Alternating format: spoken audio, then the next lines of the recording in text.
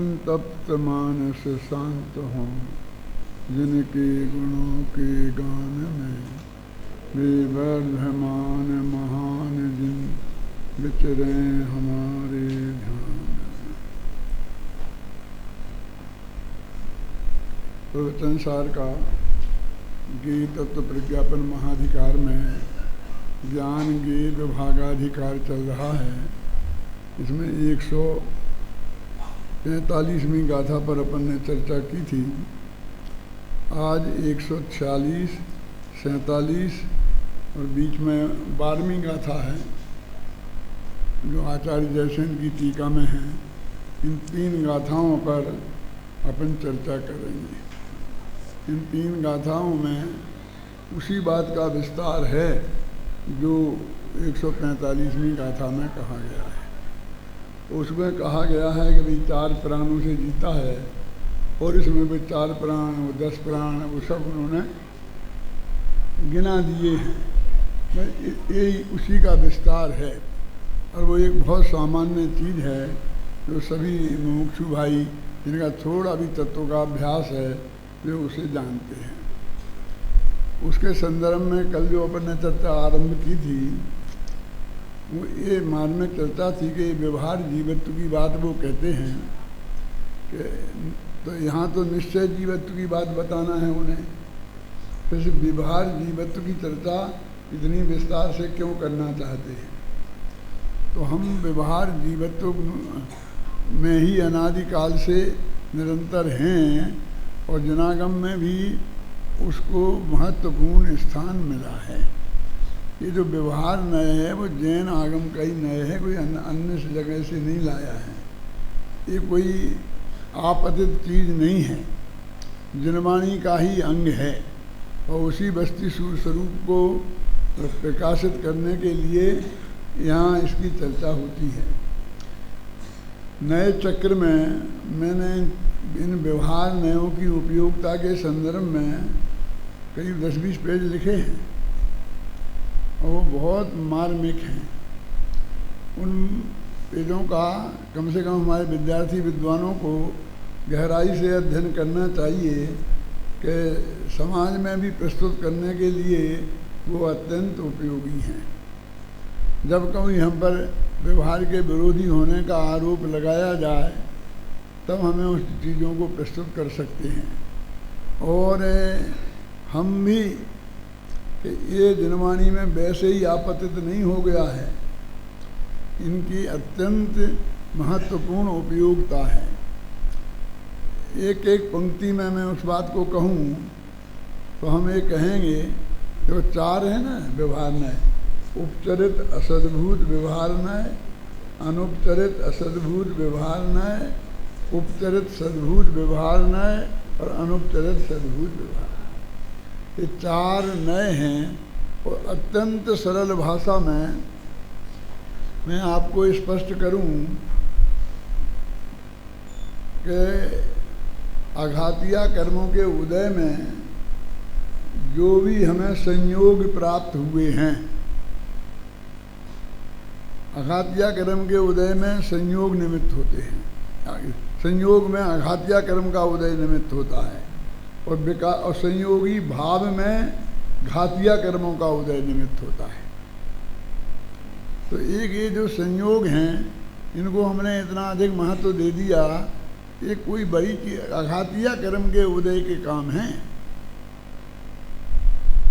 और आघातिया कर्म के पीछे पड़ना कोई ज़्यादा बुद्धिमानी का काम नहीं है, घबराना नहीं। अरहंत भगवान जिनने 4 घातिया कर्म का नाश करके अनंत वीर प्रकट किया है और केवल ज्ञान प्रकट किया है, इनके वे 4 अघातिया कर्म रहते हैं और वे उसके लिए कुछ नहीं करते। वे अपने आप समय पर जो उनकी स्थिति होती है उसमें वो समाप्त हो जाते हैं। वो केवल ही समुद्घात होता है। यदि उनकी स्थिति थोड़ी कम ज़्यादा हो तो उनको बराबर करने के लिए, लेकिन जल्दी नाश, अभी तो अनंत वीर के धनी हैं तो उन्हें जल्दी से जल्दी नाश करने के लिए वे कुछ नहीं करते। और हमारा जितना भी प्रयत्न है इस कर्म के संदर्भ में वो सब अघातिया कर्मों पे ही है। घातिया कर्म की तो कोई बात ही नहीं करता। किसी को केवल ज्ञान नहीं चाहिए, ज्ञानाबनी का नाश नहीं करना है। किसी को केवल दर्शन नहीं चाहिए, दर्शनाबनी कर्म का नाश नहीं करना है। किसी को अनंत वीर नहीं चाहिए, अंतराय का नाश नहीं करना है। क्यों? और मिथ्यात्व का और असंयम का भी नाश नहीं करना। जो सबसे बड़ी खतरनाक चीज है, जो सबसे पहले समाप्त होती है, मिथ्यात्व है ना।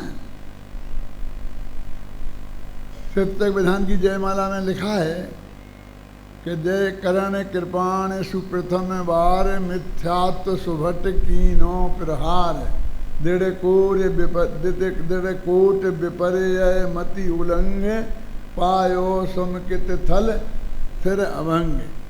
वहाँ मिथ्यात्व से निकलकर सम्यक की प्राप्ति के लिए तो मिथ्यात्व नामक बैरी का ही अभाव करना है, उसकी तो कोई बात नहीं करता।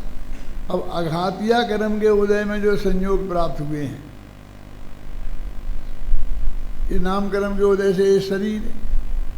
अब गोत्र में तो कोई ज़्यादा दम दिखती नहीं आजकल के ज़माने में, ऊंचा कुल नीचा कुल है। आयु कर्म में जितने काल तक हमें इस देह में रहना है वो है। अब क्या? और वेद, तो एक वेदनीय कर्म है जिसमें अनुकूल प्रतिकूल संयोगों की बात होती है। बस अकेले हम उसके पीछे पड़े। जो सबसे कमजोर कर्म माना, 8 कर्मों में कमजोरी की गिनती शुरू करें तो वेदनीय से शुरू होगी, और मजबूती से शुरू करें तो मिथ्यात्व से शुरू होगी। क्या? बस हमें बस थोड़ा सा असाता वेदनी हट जाए और साता वेदनी आ जाए, बस हमारा जो ये सब सारा धर्म पुण्य जिसे हम कहते हैं, पुण्य रूप धर्म, ये सब हमारा सिर्फ इसके लिए है। अभी ऐसा कोई आदमी बहुत कम होंगे तो कि मैं थोड़ा सांवला हूँ तो गोरा हो जाऊँ, इसके लिए केसर तो बहुतों ने खाई होगी हैं? लेकिन किसी भगवान की पूजन की हो कभी कि मैं थोड़ा गोरा हो जाऊं, ऐसा मुझे कोई आज तक देखने में नहीं मिला। मैं क्या कहना चाहता हूँ कि नाम कर्म के उदय से जैसा भी हमको ये शरीर मिल गया ना, गोरा काला जैसा भी, और भी जितने 93 भेद हैं ये समझ लो, हमने स्वीकार कर लिया और उसमें बदला बदली का हमें कोई ज़्यादा विकल्प नहीं है। और यदि है तो हम व्यायाम करेंगे, प्राणायाम करेंगे, खाना अच्छा बुरा खाएंगे, जो कुछ भी हम करेंगे उसमें ही करेंगे। भगवान को परेशान नहीं करते कि तुम्हें मेरे ये ठीक कर दे, है ना। मेरे कहने का मतलब समझे ना। ऐसे ही मेरा गोत्र बदलने के लिए भगवान से हम कोई प्रार्थना नहीं करते। अब आयु कर्म के संदर्भ में भी ज़्यादा विकल्प हम नहीं करते, बस वेदनीय में साता साता साता साता साता साता के सारा प्रयत्न हमारा ये है, जिसके लिए अरहंत भी कुछ नहीं करते। और साता साता में दोनों में बहुत विस्तार से ये सब बात प्रवचन सार में कह के आए हैं। मैं वहाँ द्वारा नहीं उलझना चाहता हूँ। कहता है पुण्य का उदय हो चाहे पाप का उदय हो, होना दोनों से पाप ही है। क्योंकि 5 इंद्रियों के विषय मिलेंगे, पुण्य के उदय से क्या मिलेगा? 5 इंद्रियों की भोग सामग्री मिलेगी और उसे हम भोगेंगे तो फिर पाप बनेगा, है? और नहीं भोगें तो मिलने का फायदा क्या? अगर हम नहीं भोगें फिर तो पाप नहीं बनेगा ना, तो फिर जोड़ने से क्या फायदा है? आप बताओ। 5 इंद्रियों के विषय भोग हम नहीं भोगे हैं प्रदीप जी, तो फिर जोड़ना काय के लिए? हम तो रहेंगे तो एक ही मकान में, लेकिन हमारे तो 10 मकान चाहिए। हम रहें पहनेंगे तो एक ही खादी का कुर्ता, लेकिन हमें तो भी चाहिए 2 दर्जन तो चाहिए ही कम से कम। क्यों? कहीं जाएं तो एक दिन के लिए एक जोड़ी तो ले जाएं। हम तो 2 से भी चल सकता है, नहीं चल सकता। क्योंकि एक धो एक पहन लो, फिर वो धो लो, वो पहन जाता है, ऐसा हो जाता है, होता है कि नहीं? लेकिन मेरे कहने का मतलब हमें चाहिए, भोगने की भी उतनी बात नहीं है, तो नहीं भोगें तो उनके मिलने का लाभ क्या, और भोगें तो पाप बनना है। तो आखिर वो पाप की परंपरा का कारण हुआ ना, पुण्य की परंपरा का कारण कहाँ हुआ? जब मैं ये बात कहता हूँ तो बहुत लोग कहते हैं कि नहीं नहीं, कुछ लोग जो दान आदि देते हैं उसमें पुण्य भी तो कमा लेते हैं। अब उस पर ज़्यादा बहस करने से फ़ायदा नहीं है। आटे में नमक होता होगा और उसमें भी कितनी कितनी अड़चने हैं, उसमें मान कसाई कितनी काम करती है और कसाएँ कितनी काम करती हैं, और वो सचमुच वो पुण्य भी बांध पाते हैं कि नहीं बांध पाते हैं, उसके गंभीरता से विचार करें खुद ही अपने अपने का, तो उन्हें उसका अंदाज़ा लग जाएगा। मेरा मतलब समझ में है ना? ज़्यादा नहीं करना चाहता हूँ मैं, तो ये कहना चाहता हूँ कि ये जो व्यवहार नय की जो इससे जिन्हें अपना कहा ना, कौन सा नय था ये?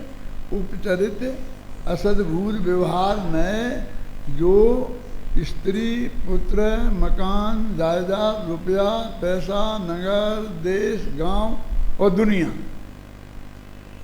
इनमें से उन कौन जो हमारे पुण्य के पाप के उदय से हमें मिली हों, है तो बहुत बड़ी, उससे हमें क्या लेना देना?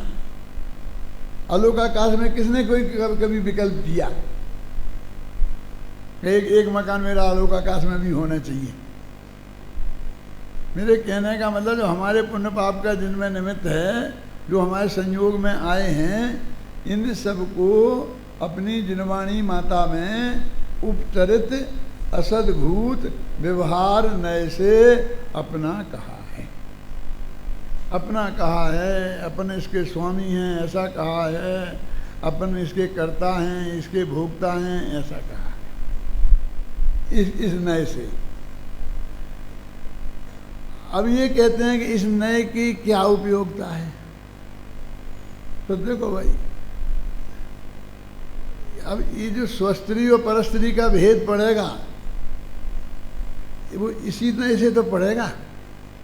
ये मेरा घर और ये मेरा घर नहीं, ये जो भेद पड़ेगा वीरेंद्र जी, वो इसी नय से तो पड़ेगा ना। तो इन चीज़ों को में जो स्व और पर का विभाग किया गया है, वो तो अपन कहते ही हैं निश्चय से, ना अपनी स्त्री अपनी है ना पराई स्त्री अपनी है, ना अपना घर अपना है, ये धर्मशाला है, कि ये कहते हैं ना ये 4 दिन की धर्मशाला है, ये 40 साल की धर्मशाला है, ऐसा बोलते कि नहीं बोलते? वो तो अपन सब हैं। लेकिन जो कहा है तो उससे ब्रह्मचर्यानुवृत्त और परिग्रह परिमाणानुवृत्त बनते हैं। बोलो चाहिए कि नहीं चाहिए?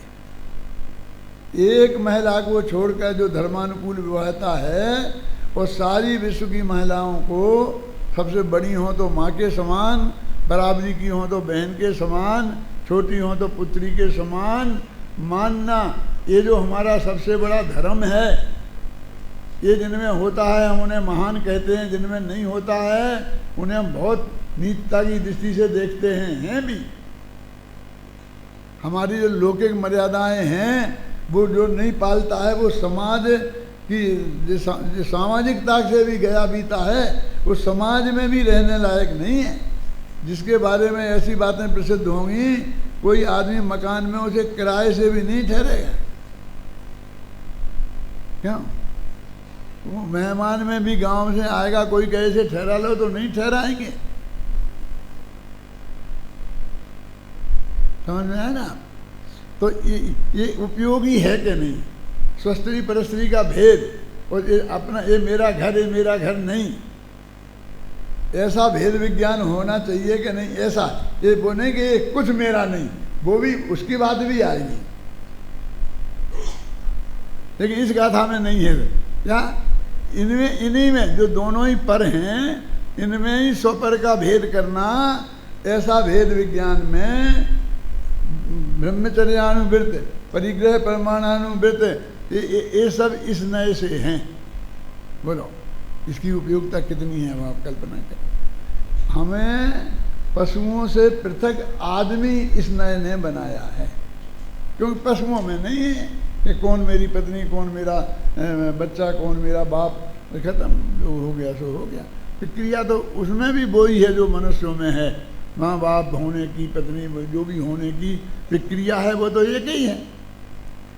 तो हमें पशुओं से अलग करता है, ये नए हमें पशुओं से अलग करता है। अब जो पुण्य पाप के उदय से जो संयोग, में पुण्य पाप क्यों बोलता हूँ, लोग सब समझते हैं कि पुण्य के उदय से ये सब मिलता है, ये धोखे में है। ये सारा जो रुपया पैसा संपत्ति है ना, और पत्नी पुत्रादि का संयोग, ये सब पुण्य के उदय से मिलते हैं, इस धोखे में मत रहना। क्यों? यदि सीता जैसी पत्नी पुण्य के उदय से मिलेगी तो शूर्पणखा जैसी पत्नी भी पुण्य के उदय से मिलेगी। आप सोचो, अनुकूल पत्नी पुण्य के उदय से मिलेगी तो प्रतिकूल पत्नी वो पुण्य के उदय से मिलेगी। जो पैसा हमारे सुख सुविधा के उपयोग में आए वो पुण्य के उदय से मिलेगा, लेकिन जो हमें सीधा जेल में ले जाए वो पुण्य के उदय से मिलेगा कि पाप के उदय से। तो इसलिए ऐसा नहीं है कि सब पुण्य के उदय से ही आता है, और हम मानते भी नहीं हैं, सब बहुत पक्के हैं। थोड़ी सी टेस्ट कर लूँ कि सब पुण्य के उदय से मिलता है, रुपया पैसा ये सब। तो सुबह से ही उठ के दुकान पे पुण्य करने जाते हो, काय को जाते हो? मंदिर में आधा घंटा लगा के पुण्य के लिए सही, और फिर दुकान पे 8 घंटा वहाँ क्या करते हो? वहाँ क्या करते हो? मैं नहीं कहूँगा, क्योंकि मैं आप लोगों को नाराज़ नहीं करना चाहता हूँ। लेकिन मेरी माँ से मैंने 5 वर्ष की उम्र में एक गीत सुना था, उसकी 2 पंक्तियाँ आपको सुनाना चाहता हूँ। प्रभु जी हमने अवगुण बहुत करे, प्रभु जी हमने अवगुण बहुत करे। कि बताओ ना कुछ क्या अवगुण किए? कि पुण्य पाप की बांध गठरिया, सिर पर बोझ धरे, प्रभु जी हमने अवगुण बहुत करे। बहुत अवगुण किए कि पुण्य की गठरी बांधकर माथे पे रख ली, ये एक अवगुण तो ये किया। फिर पाप की गठरी बांध के माथे पे रख ली। और जब से पैर धरो धरनी पर, जब से पैर धरो धरती पर, लाखों जीव मरे, प्रभु जी हमने अवगुण बहुत करे।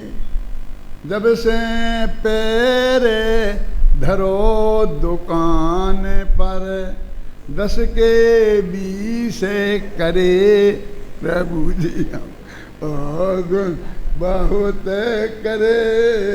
पुण्य पाप की बांध गठरिया, सिर पर बोझ धरे। तो ये जो दुकान पे जाते हो दौड़ दौड़ के, हैं क्या वो पाप भाव है कि पुण्य भाव है? ख्याल नहीं ना? तो पैसा पुण्य से मिलता है कि पाप से? तुम्हारी श्रद्धा क्या है? तुम्हारे आचरण से तो नहीं मालूम पड़ता कि तुम पुण्य से मिलता है ऐसा मानते हो। क्यों? कि पैसा प्राप्त करने के लिए तुम पुण्य तो छोड़ सकते हो, पूजा पाठ में से तो निवृत्ति ले सकते हो, लेकिन दुकान पे जाना नहीं छोड़ सकते। ऐसा कहीं होता है? धंधा पानी, लक्ष्मी बसती व्यापारे, काम के जीवन कुछ होता है ना? हमारी सबकी पक्की धारणा। और जाते हैं तो हम भी मानते हैं ना पैसा पाप से जाता है। अब पंडित जी क्या बात करें, अब धंधे में तो कुछ थोड़ा नीचा ऊंचा करना ही पड़ता है। ये नीचा ऊंचा क्या होता है? समझ में आया ना आपकी में? तो हमारे अंदर से तो यही मान्यता है कि कि पाप से मिलता है। हमारी मान्यता का समर्थन गुणभद्राचारी करते हैं। 14वां छंद पढ़े, बोलेगा कौन बोलेगा? उसमें लिखा है, मैं उसका हिंदी अर्थ बताता हूँ कि समुद्र बिस्लरी के पानी से नहीं भरता। बिस्लरी लिखा,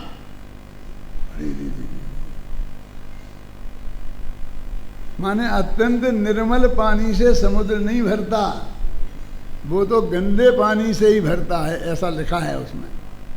ऐसे ही ये अधिक पैसा न्याय की कमाई से नहीं जुड़ता, ऐसा लिखा। क्या बोलो श्लोक बोलो, अब तो बोल दो। हाँ बोलो, तो खड़ा हो जा, स्पीकर दो इसके हाथ में, आचार्य का वचन है। हाँ बोल।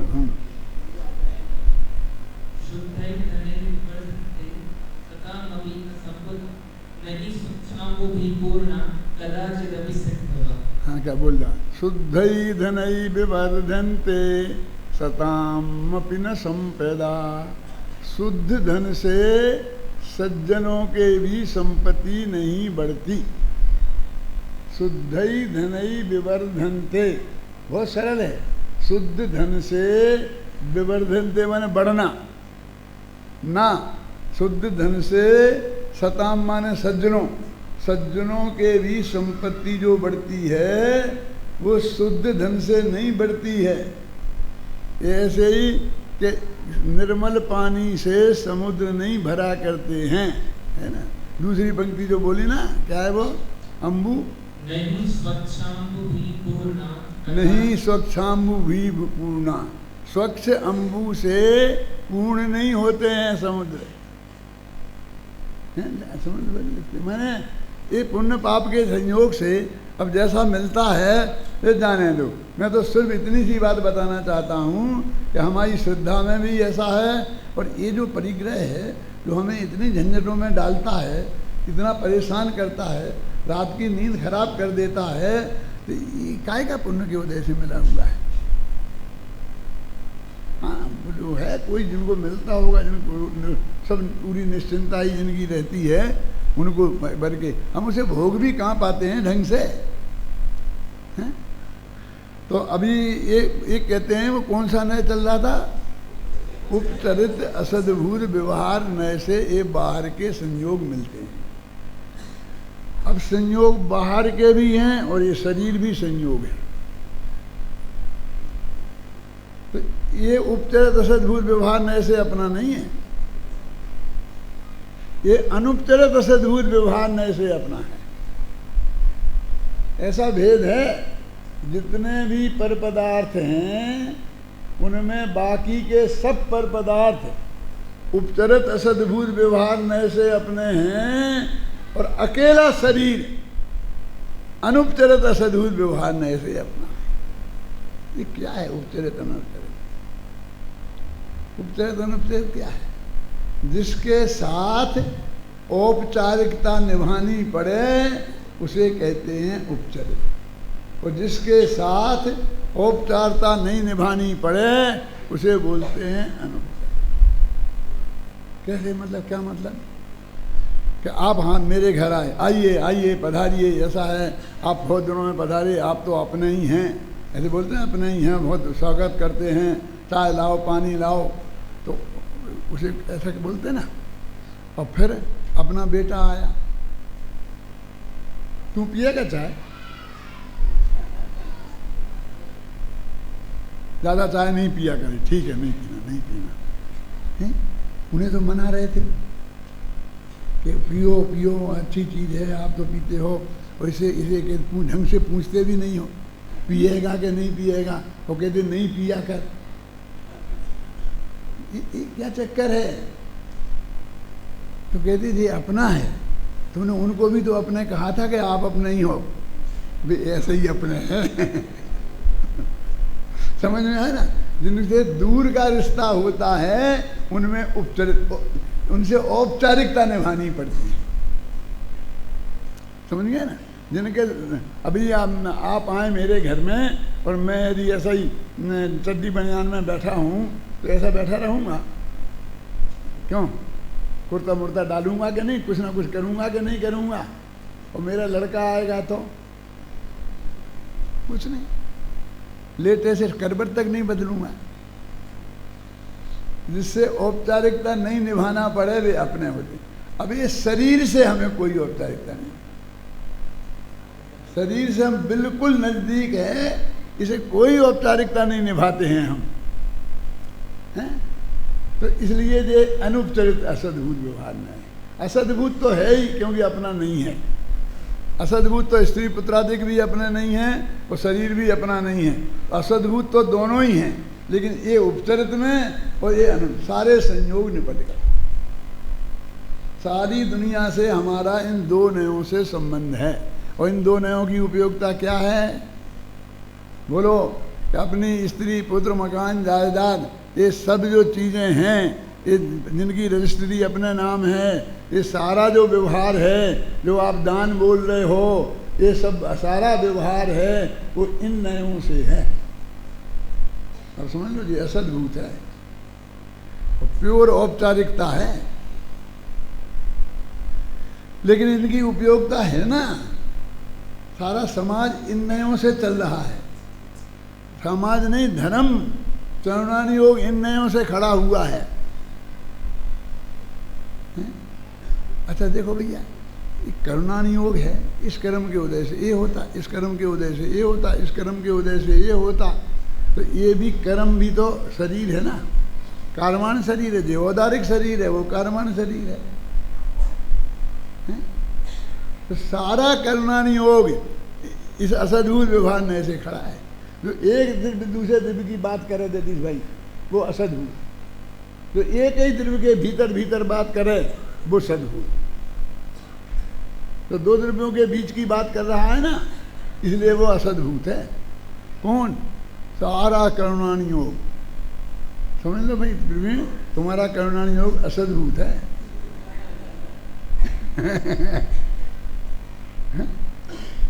क्या? बोलो इसे रखना क्या नहीं रखना? अभी ये कहते हैं ये सदाचार है ना, तो ये फिर ये प्रथमानी योग। अभी चरणानी योग की बात हो गई, करणानी योग की हो गई, अब मैं प्रथमानी योग कहता हूँ कि ऋषभदेव भगवान के दो पुत्र थे, भरत और बाहुबली, है ना? क्यों? और आदि दो थे और 100 थे जो भी हैं। तो ये कौन नए से हैं? वे उनके जो पुत्र थे वो कौन से नए थे? और उनकी पत्नी का नाम संदा और नंदा और सुनंदा था। ये कौन से नए से थी वो पत्नी उनकी? उसी नए से थी ना जिससे हमारी पत्नी हमारी है।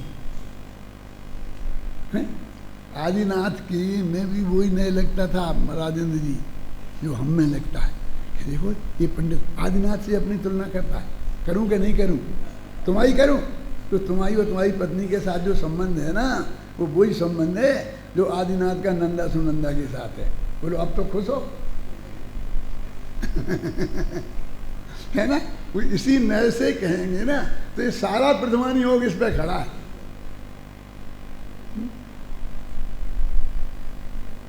बोलो आप गुजराती कौन से नए से हो? जिसके पीछे तुम इतने मरे मिटते जा रहे हो।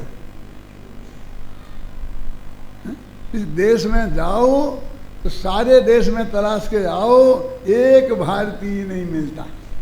जिससे पूछो तो वो कहता मैं गुजराती हूँ, कोई कहता मैं मराठी हूँ, कोई कहता मैं बंगाली हूँ, कोई कहता मैं बिहारी हूँ। ये कहते कि नहीं कहते? कोई नहीं कहता मैं भारतीय हूँ। ये कौन से नए से है? बोलो। इन्हीं असद्भुत व्यवहार नए से, ये तीन अनियोग इन असद्भुत व्यवहार नयों पर खड़े हैं। ये मैंने राजमल जी से प्रश्न किया, कहाँ मिले थे? पंचाध्यायी में। क्यों? हैं? क्या समझ में आया कि नहीं आया? हम आचार्यों से हजारों वर्ष का जो अंतर है ना, जैसे तुम अमेरिका में बैठे बैठे और अपने बेटे से अपनी पत्नी से बात कर लेते हो ना शक्ल देखकर, अब अपन को आचार्यों से बात करने ऐसा कोई टेलीफोन निकला है? क्यों? कुंद कुंद से बात करना है, अमृतन जी हमारे पास है। बहुत पहले से, जब ये नहीं निकाला था तब से हम अपने यहाँ बैठे बैठे उनसे बात कर लेते हैं। मैंने कहा भैया तुम क्या करोगे, ये प्रथमानी योग का क्या करोगे, चरणानी योग का क्या करोगे, क्योंकि वे राजमल जी क्या, ये असद्भूत व्यवहार नए को नए नहीं मानते। किसी को पता नहीं है, कोई को पता नहीं है। पूज्य गुरुदेव श्री ये जब 19वीं बार समय सार पर प्रवचन कर रहे थे तो भाग्य से कह लो, दुर्भाग्य से तो नहीं कह सकते ना, दुर्भाग्य से ही कह लो कि वे पंचाध्यायी का भी स्वाध्याय उस वक्त कर रहे थे। और पंचाध्यायी का इतना जोर चल रहा था कि हमारे मक्खन लाल जी ने टीका लिखी पंचाध्यायी की, देवकी नंदन ने टीका लिखी पंचाध्यायी की, फूलचंद जी ने उस पर प्रकाशन में अपना सबका पंचाध्यायी गोपाल दास जी बरैया भी बनारस से इन पंडितों को लाए थे ना पंचाध्यायी पढ़ाने के लिए। और हम लोग सोनगढ़ गए थे तो पूज्य गुरुदेव श्री ने हमें मक्खन लाल जी की जो पंचाध्यायी की टीका है वो भेंट में दी थी कि देखो ये तुम्हारी गुरु जी की टीका है। काय के लिए दी थी मालूम? नहीं मालूम? तो आज नोट कर लेना कि इसमें लिखा है कि चौथे गुणस्थान में आत्मा का अनुभव होता है।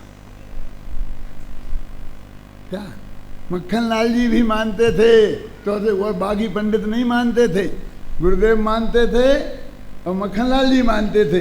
तो उनने वो निकाल के निशान लगा के रखा था।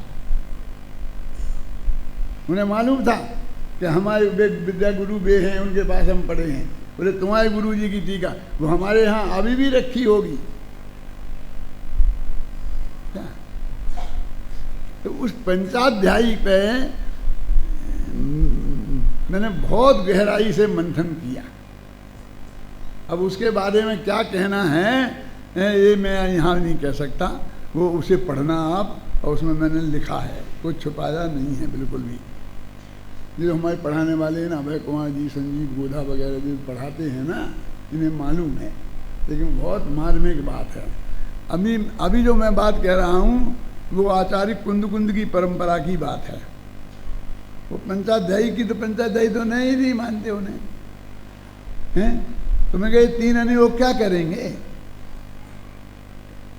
तो ये 3 अनुयोग इस व्यवहार नय की रीढ़ की हड्डी पर खड़े हैं।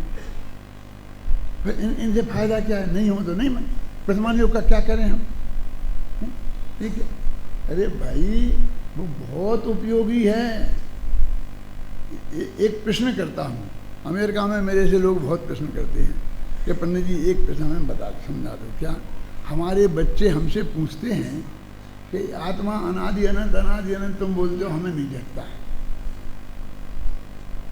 ये तो जन्म से है, मर जाता है, खत्म हो जाता है। अब ये जो है तो हमें आप बताओ कि आत्मा अनादि अनंत कैसे है, क्योंकि हमें अपने बच्चों को जवाब देना है। तो मैं उनसे पूछता हूँ, बच्चों को समझाना है कि हाँ, तुम्हें नहीं समझना है। अरे तुम अपने समझने के लिए पूछो हमसे, और फिर बच्चों को भी वही समझा देना है। माने हमें कोई ज़रूरत नहीं है, धर्म तो तुम्हारे पास है कि बच्चों के पास सीधा चला जाए, बस इतना ही हमें बहुत है। ऐसे धर्मात्मा लोग बहुत परोपकारी हैं, हमें धर्म भरम नहीं चाहिए, हम तो चले जाएंगे नरक मरक जहाँ जाना होगा, लेकिन बच्चों में संस्कार थोड़े रहना चाहिए। क्यों? ठीक है। अरे भाई कि तुम समझो, मैं ये बताओ, मैं उनसे कहता हूँ कि तुमने अपने बाप से ऐसा प्रश्न किया था? सुनो क्या कह रहा हूँ मैं। तुम्हारा बेटा जो तुमसे प्रश्न करता है कि आत्मा अनादि अनंत है, वो हमें समझ में नहीं आता, वो तुमने अपने बाप से प्रश्न किया था कि नहीं? कि नहीं पंडित जी, आज के लड़के बहुत बुद्धिमान हो गए हैं, बहुत समझदार हो गए हैं। मैंने कहा तुम कम समझदार थे, कम बुद्धिमान थे, इसलिए तुमने अपने बाप से नहीं पूछा था। क्यों नहीं पूछा था?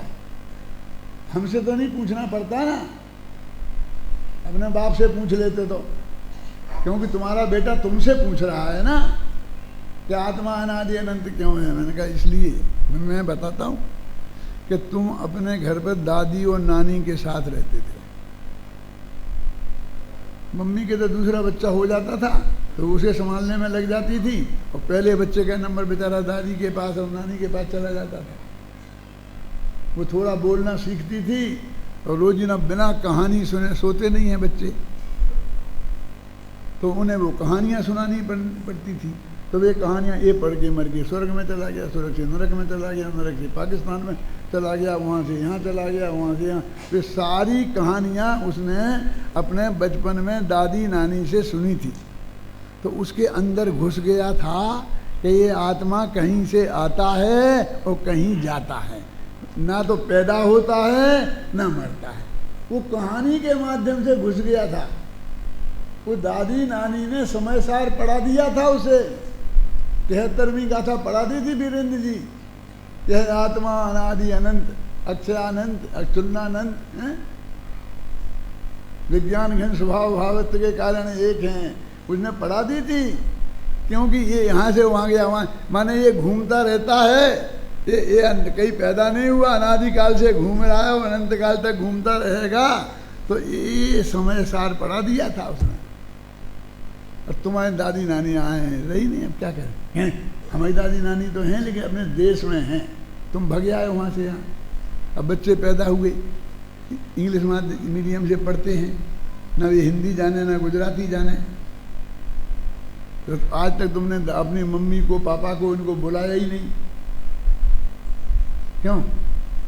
क्योंकि ऐसी हालत नहीं थी कि उन्हें बुलाते। फिर कुछ थोड़ी हालत सुधरी, ज़रा बड़ा मकान ले लिया, 4 कमरे का मकान ले लिया, और कारें आ गई 2-3। अब कार से जाने लग गए तो मन में आया कि माँ बाप को बताएं कि हमारे क्या ठाट बाट हैं, नाना नानी को भी बताने बच्चों के। तो एक दफ़े उनको ले आए, एक दफ़े उनको ले आए 2 महीना के लिए। क्यों?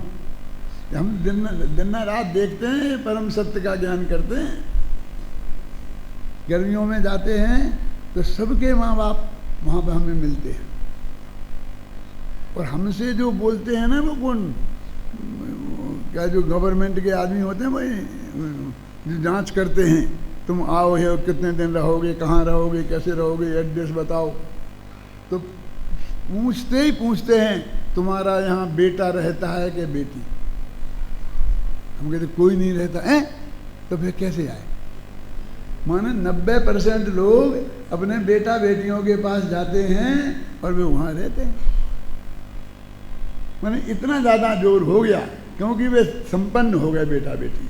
अब उन्हें अपने माँ बापों को अपना वैभव थोड़ा दिखाना है। दिक्कत क्या हो गई कि बच्चे हो गए बड़े, लेकिन वो दादा दादी से बातें नहीं कर सकते क्योंकि वे दादा दादी की भाषा नहीं जानते और दादा दादी उनकी भाषा नहीं जानते। वे अंग्रेजी में गुड़ करते हैं, वे अपनी गुजराती हिंदी में बोलते हैं। तो गए तो थे 2 महीना को आलोक जी, लेकिन 5 दिन में भगने की कोशिश करने लगते हैं। मंदिर छूट गओ जो, छूट गओ जो, छूट गओ, दिन भर कैद हो गए। ये जेल कहूँ ले जाएं तो जा पाएँ, नहीं तो इस कमरे में बंद रहें, हमें ऐसा नहीं रहना है।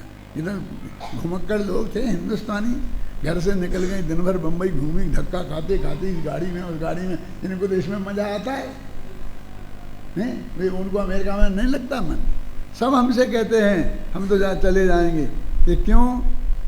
ये पोता पोती से बात नहीं होती है, बेटा बहू नौकरी पे चले जाते क्या दिन भर। अब हम क्या करें, जेल में पड़े रहते हैं। अब उनका संवाद नहीं रहा, इसलिए वो प्रश्न पूछते हैं कि आत्मा अनादि अनंत सिद्ध करो। समझे क्या कहते हैं? इस माध्यम से क्या कहते हैं उनसे कि भैया जरा अपनी मातृभाषा सिखाओ, दादा दादी से संवाद की स्थिति बनाओ, पूर्व प्रभव की कहानियाँ सुनाओ, क्योंकि प्रथमान योग से ये आत्मा अनादि अनंत जल्दी समझ में आता है। समय सार की गाथा से तो बहुत मुश्किल से समझ में आता है। आप समझ, ये समय सार के शत्रु हैं कि मित्र? बोलो, ये प्रथमान योग समय सार के शत्रु हैं कि मित्र हैं?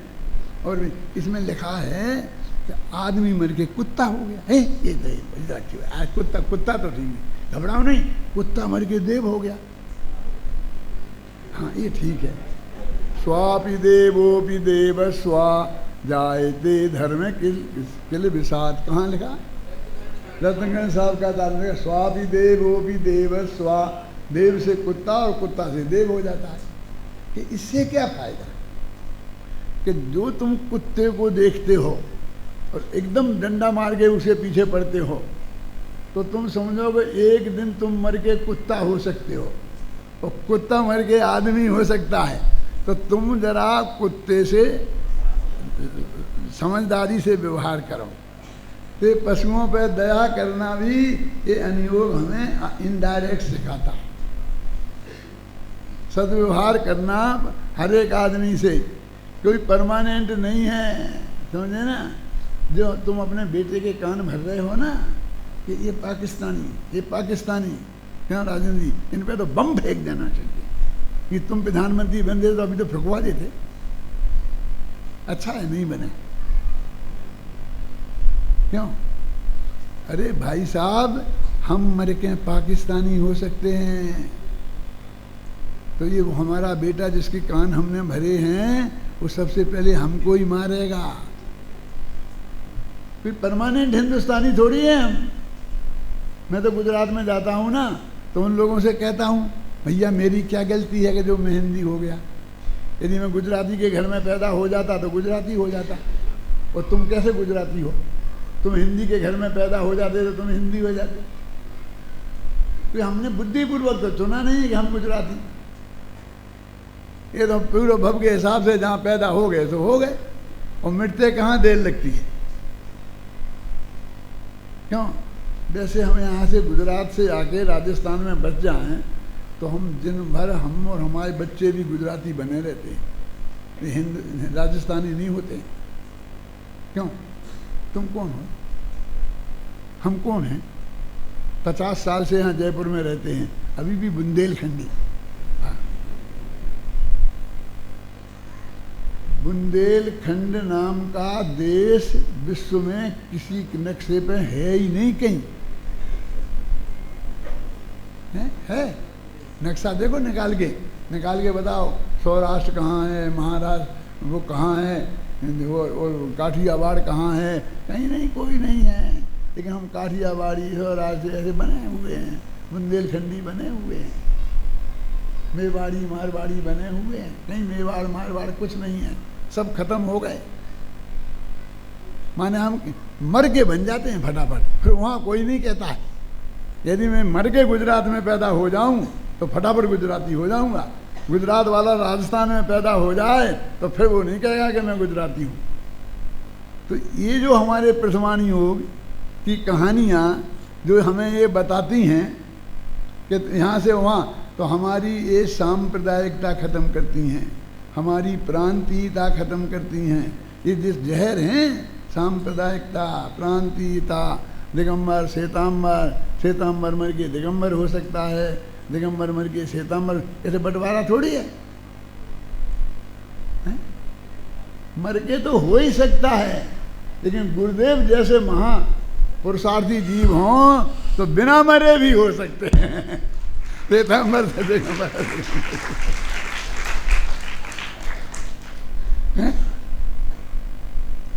हो सकते ना। मेरे कहने का मतलब ये है कि ये अनुयोग भी बहुत उपयोगी हैं, और ये अनुयोगों से जिन नयों के अनुसार इन नयों अनुयोगों का कथन है, वे नए भी जिनवाणी में अत्यंत उपयोगी हैं।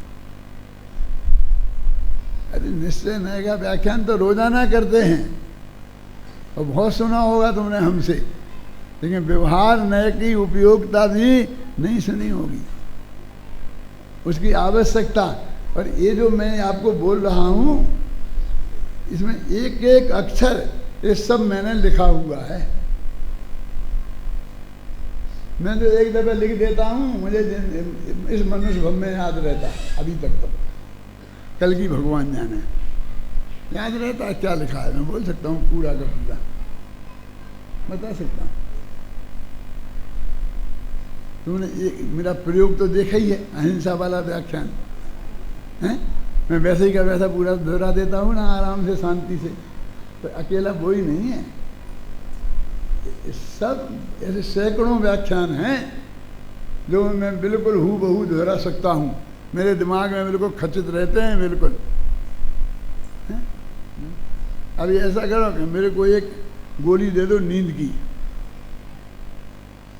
तो जब मैं खूब अच्छी गहरी नींद में सो जाऊं ना, तो 2 जने पकड़ के लाके गद्दी पे बैठा दो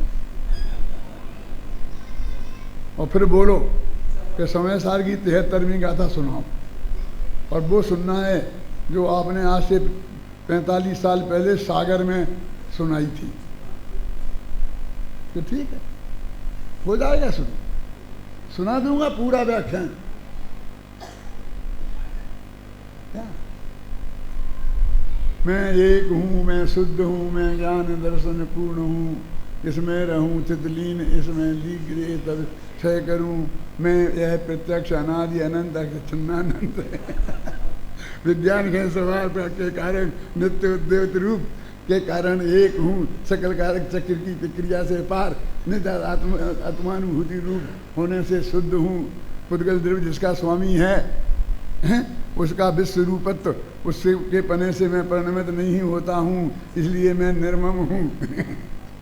तो पूरा सुना दूंगा, पूरी 1 घंटे तक, पूरे उदाहरण सहित। कोई समझ लो कि अभी सहज ही वृत्ति है, मैंने कोई रटी थोड़ी है। और कोई रट कर ऐसा कर सकता है, रख सकता है ना, रख के आप प्रयोग करके देख लो।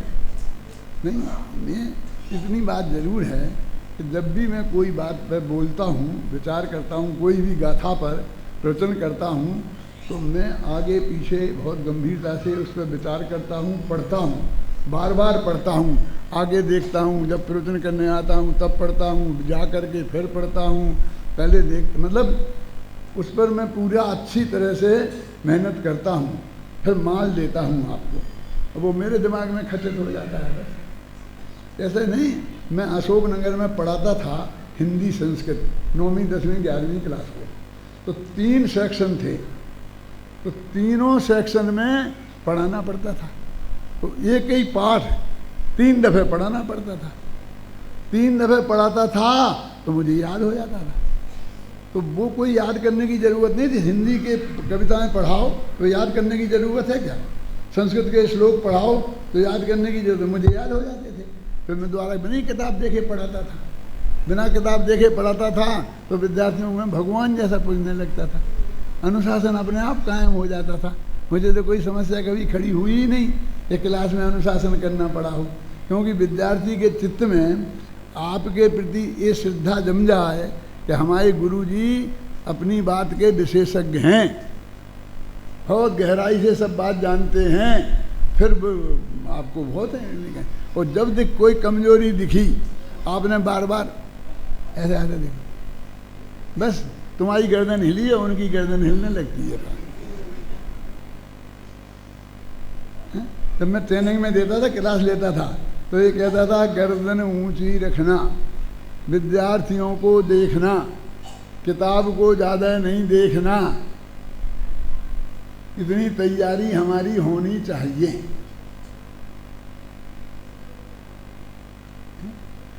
तो अभी असद्भूत हो गए 2, कौन कौन? उपचयत असद्भूत, अनुपचयत असद्भूत। तो इनकी कितनी उपयोगिता है। और पंचाध्यायी वाले राजमल जी कहते दोनों नए ही नहीं है। तो मेरा सबसे बड़ा तर्क है उनके लिए कि ऐसा कभी होगा कि सारा देश जैनी हो जाए। हमने सुना है तो आदिनाथ के ज़माने में सारा देश जैनी था। क्यों हो सकता है? अरे साहब कैसी बात करते हो आप, तब तीर्थंकर होंगे तब नहीं होंगे। नहीं, तीर्थंकर की बात मत करो।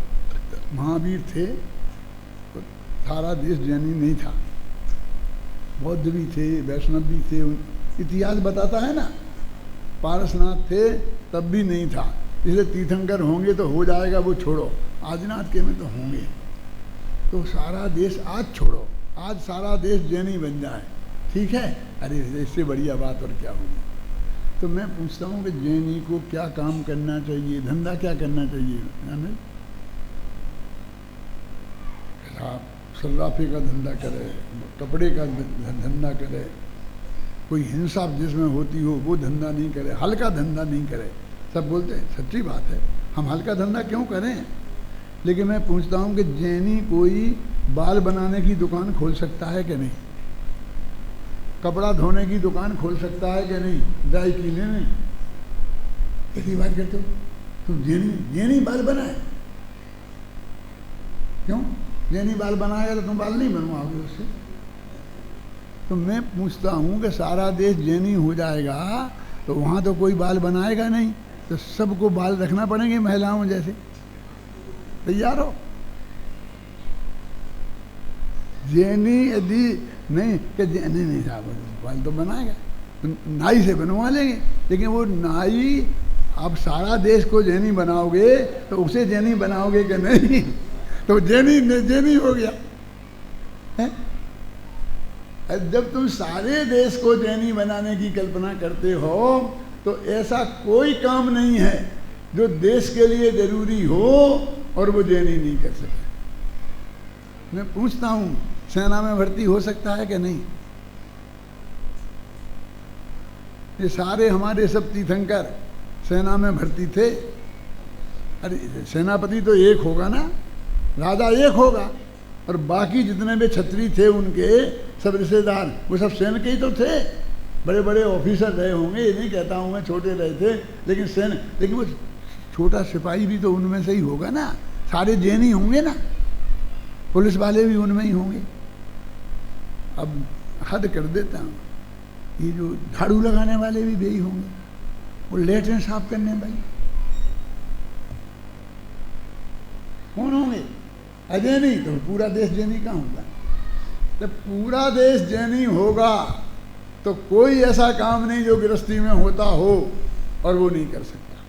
हमारे दिमाग में ये बात नहीं आती, हम सोचते ही नहीं। हमने तो वो ही सोचा है कि बस सारे देश में 1 करोड़ जैनी हो तो बहुत है, बस हमें ज़्यादा नहीं चाहिए, 1 करोड़ बहुत है। क्यों? जैन धर्म क्या है, वस्तु स्वरूप क्या है? राजमल जी जैसे चूक गए। वे कहते हैं, उनने मालूम क्या जवाब दिया कि ये क्या करोगे इससे तुम? तो वो कहते हैं हम अजैनियों से ये काम करवा लेंगे।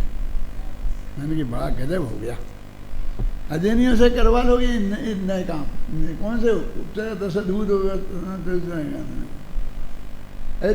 तुम्हारा काम उनके बिना नहीं चलता है, तो अपेक्षा लगा करके तुम ही नए स्वीकार कर लो ना उन्हें। अपेक्षा लगाकर तुम उन्हें नए स्वीकार कर लो ना, क्या दिक्कत है?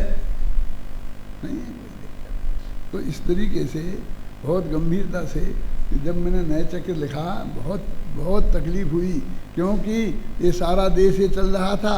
गुरुदेव पंचाध्यायी पढ़ रहे थे और जब भी नयों का प्रकरण आता था, भूता 11वीं गाथा आती थी तो बधा नए अभूतार्थ 6, और फिर जब वो बात आती थी उपचय तो सद्भुत व्यवहार नए की, तो गुरुदेव पंचाध्यायी के नए बताने लगते थे, जो बुद्धिपूर्वक राग और अबुद्धिपूर्वक राग। तो सब अभी वही है। तो 19वीं गाथा में 18वीं बार के पढ़ो ना, फिर 17वीं बार के पढ़ो तो मालूम पड़े। फिर सब वो समय सार के नए हैं। 18 बार में समय सार के नए हैं और 19 बार में वो नए। बोलो क्या करना है ना? बहुत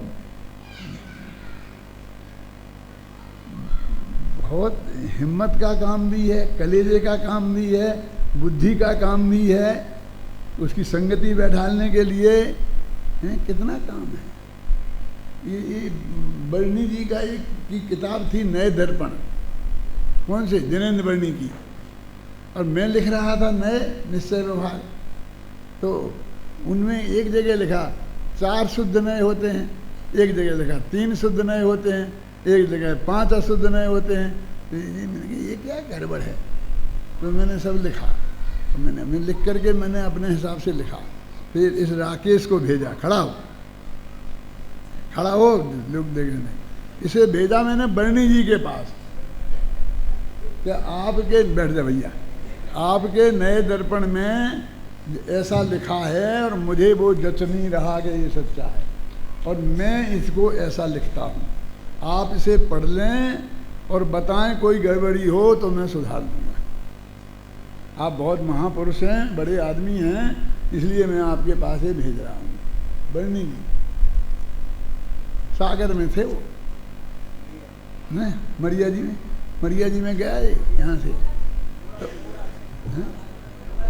मोरा जी में थे। तो उनने कहा कि भैया मैंने तो इंदौर में व्याख्यान किए थे, फिर लोगों ने भी व्याख्यान छाप दिए हैं, वैसे ही मुझे दिखाई भी नहीं बाद में। अब जब जो सोच रहा निकल गया होगा, मुँह से निकल गया होगा, वो छाप दिया है। डॉक्टर साहब से कहो कि वे अपनी गंभीरता से अध्ययन करके निर्णय करके जो उन्हें उचित लगे वो ही लिखें। बिल्कुल यही शब्द बोले थे। स्पीकर पे बोल सकता है तू? डर तो नहीं लगता? दो इसे स्पीकर।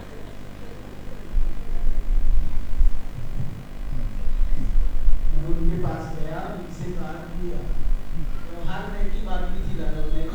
हाँ सर, वो तो हाँ। तो ये सब बहुत सारे विषयों पर चर्चा कर रहे हैं, नक्शा देख रहे हैं। तो उसमें आपकी किताब के साथ में और इसमें थोड़ा सा मतभेद आ रहा है, तो आप मार्गदर्शन करो। तो उन्होंने ये कहा कि देखो नए विवक्षा में बहुत गहराइयाँ हैं, इसलिए डॉक्टर साहब से मेरी बात से विरोध आ रहा है कि नहीं आ रहा है, इस पर सोचने की मत। जो आप आगम के आधार पर जो सही निर्णय आप दिमाग से सोच करके, बुद्धि से सोच करके जो भी सही निर्णय हो वो आप लिखना, मेरे से आप पढ़ने की कोशिश मत करना। ऐसा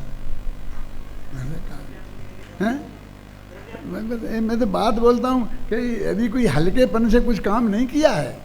हर काम में बहुत गंभीरता से, बहुत गहराई से अध्ययन करके एक एक पंक्ति लिखी गई है, सोच समझ करके।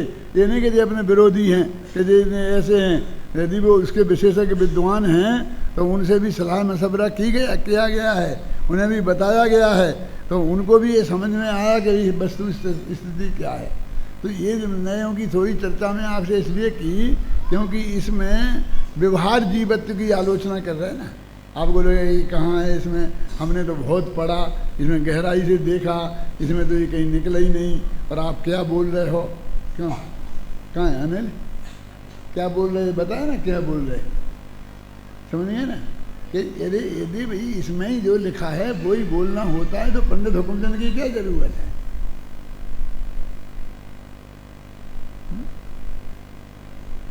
फिर टीका की क्या जरूरत है? फिर अनुशीलन की क्या जरूरत है?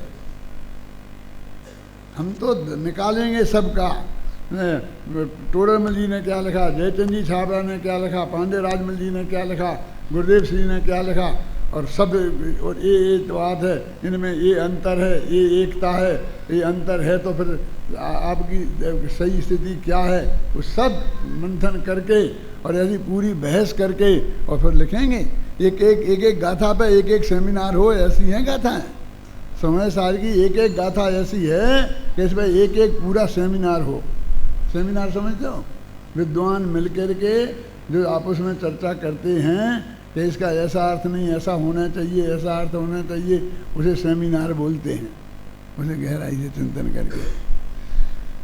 तो ये व्यवहार नय की उपयोगिता बताई और फिर हमें अपने आत्मा में जाना है। तो इसमें लिखा है कि इस व्यवहार नय को फिर अंतिम पंक्ति में पढ़ता हूँ। मैंने क्यों 47वीं गाथा तक कहा था ना आपको, वहाँ तक का मैं अर्थ कर रहा हूँ। भवनानी गाथा नहीं पढ़ी मैंने। पढ़ो 46वीं और 47वीं गाथा जरा पढ़ो।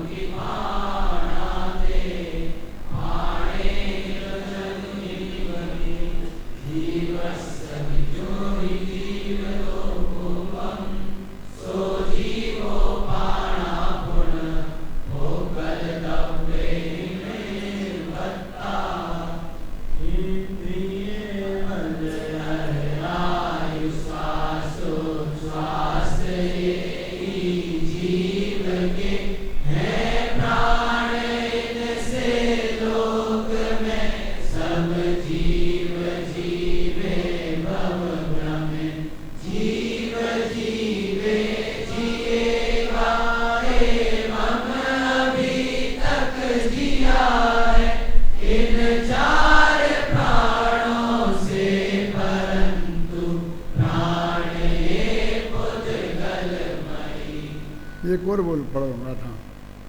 5 इंद्री प्राण है ना जयसेन वाली तुम्हारी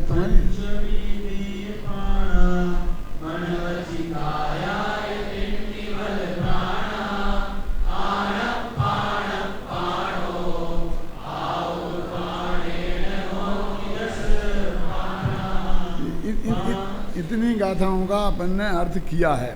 तो देखो इनमें 2 बातें हैं ना कि 46वीं गाथा में जीव जीवे और फिर भव्य में इतनी टिप्पणी कर दी बस कि जीव इन 10 प्राणों से जीता है, जिएगा, जी रहा है, आज तक जिया है और भव में घूम रहा है, माने मोक्ष नहीं गया। माने 10 प्राणों से जीने वाला जीव मोक्ष नहीं जाते, है ना, भव्य।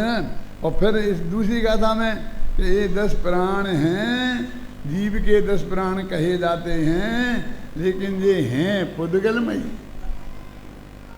ये बने पुद्गल के, यानी उनने अपनी बात भी कह दी और वो पूरा वर्णन भी कर दिया।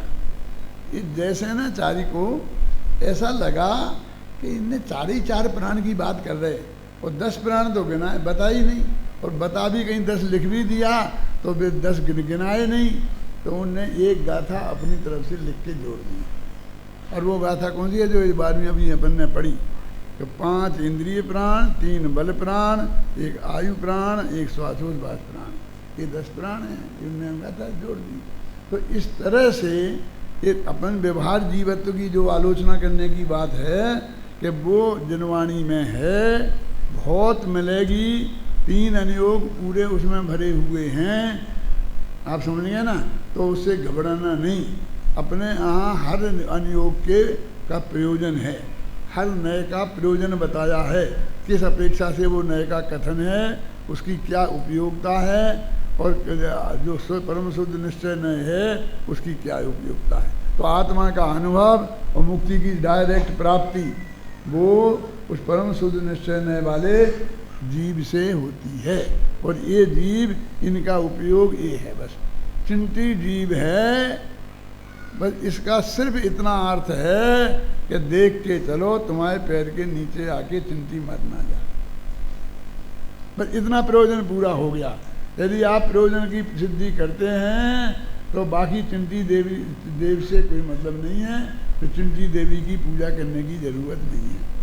तो जीव है ना, जो निगोद में सोही मुझ में सोही वो होगा।